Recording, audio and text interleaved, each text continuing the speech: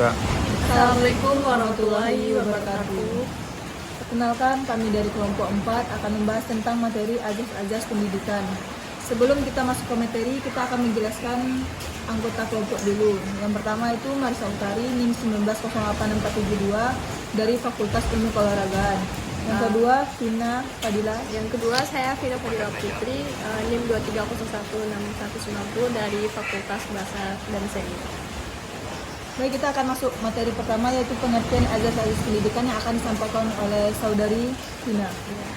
Baiklah, saya akan membahas pertama itu pengertian azas-azas pendidikan.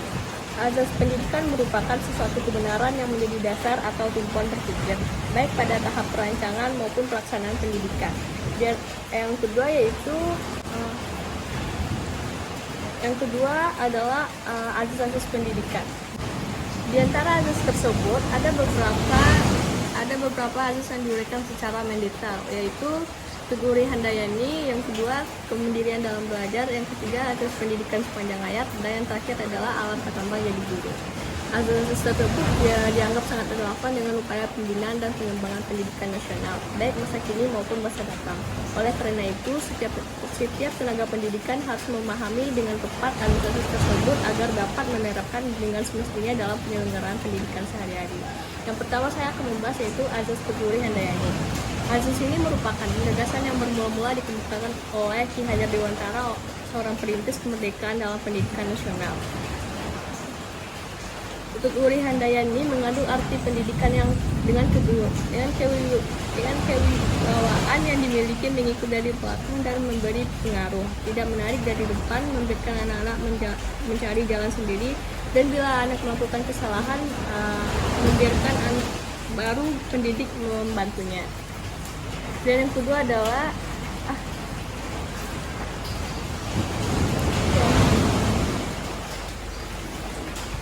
dan azas Teguh Handayani terbagi menjadi dua. Yang pertama, Ingarsa Suntawada. Ingarsa Suntawada artinya jika di depan memberi contoh adalah hal yang baik mengingat kebutuhan anak maupun pertimbangan guru. Yang kedua, Ing Madya Mangun Karsa.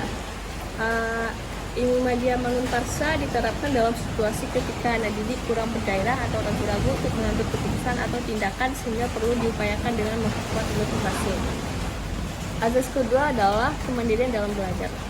Azas kemandirian dalam belajar diartikan sebagai aktivitas belajar yang berlangsung lebih didorong dengan kemauan sendiri, pilihan sendiri, dan tanggung jawab sendiri dari pembelajaran. Sekian dari saya akan kembalikan kepada rekan saya yang kedua. Baik, di sini saya akan melanjutkan materi dari saudari Vina, yaitu azas-azas pendidikan. Yang ketiga yaitu azas pendidikan sepanjang hayat. Azas pendidikan sepanjang hayat yaitu merupakan sudut pandang dari sisi terhadap pendidikan seumur hidup. Yang keempat yaitu azas takambang jadi guru. Salah satu azas pendidikan yang diterapkan dalam proses pendidikan Indonesia adalah azas takambang jadi guru. Alam takambang jadi guru diambil dari bahasa Minang. Kalau di Indonesia kan menjadi alam terkembang menjadi guru. Materi yang selanjutnya yaitu implementasi azas-azas pendidikan. Implementasi azas pendidikan yaitu yang pertama itu ada implementasi azas Teguh Handayani yang terbagi antara dua materi juga, yaitu Ingarsa Suntawada dengan Ing Madya Mangun Karsa dalam pendidikan. Yang kedua yaitu implementasi azas kemandirian dalam belajar dan pendidikan, yang dimana azas kemandirian dalam belajar merupakan konsep yang menekan pada kemampuan individu belajar secara mandiri, mengatur proses belajar mereka sendiri, dan mengambil tanggung jawab pembelajaran mereka.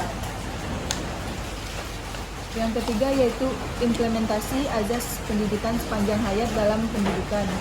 Azas pendidikan sepanjang hayat adalah konsep pendidikan yang mengakui bahwa pembelajaran tidak terbatas pada masa sekolah saja, melainkan merupakan proses berlangsungnya sepanjang hidup seseorang. Yang keempat yaitu implementasi azas takambang jadi guru dalam pendidikan, di mana alam takambang jadi guru adalah suatu azas yang mengingatkan kembali tentang segala sesuatu yang terhampat di jagat raya ini. Dalam segala sesuatu yang terjadi di alam ini dapat dijadikan bahan ajar atau media pembelajaran bagi siswa.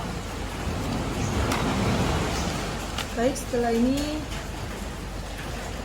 saya akan membacakan kesimpulan dari materi tersebut. Tud Uri Handayani sebuah prinsip Jawa yang mengajarkan tentang pentingnya pendidikan sebagai panutan dan teladan bagi siswa. Prinsip ini menekan bahwa pendidik harus diberikan contoh dengan baik dan sumber inspirasi bagi siswa. Pendidikan sepanjang hayat mengakui bahwa pembelajaran tidak terbatas pada masa sekolah saja, melainkan merupakan proses berlangsungnya sepanjang hidup seseorang. Ini mempromosikan kesadaran seseorang pentingnya pembelajaran kontinu dan memberikan aksesibilitas terhadap berbagai sumber pembelajaran di berbagai tahap kehidupan. Setelah hanya itu presentasi dari kelompok 4 yang membahas tentang azas pendidikan. Cukup sekian, terima kasih. Assalamualaikum warahmatullahi wabarakatuh.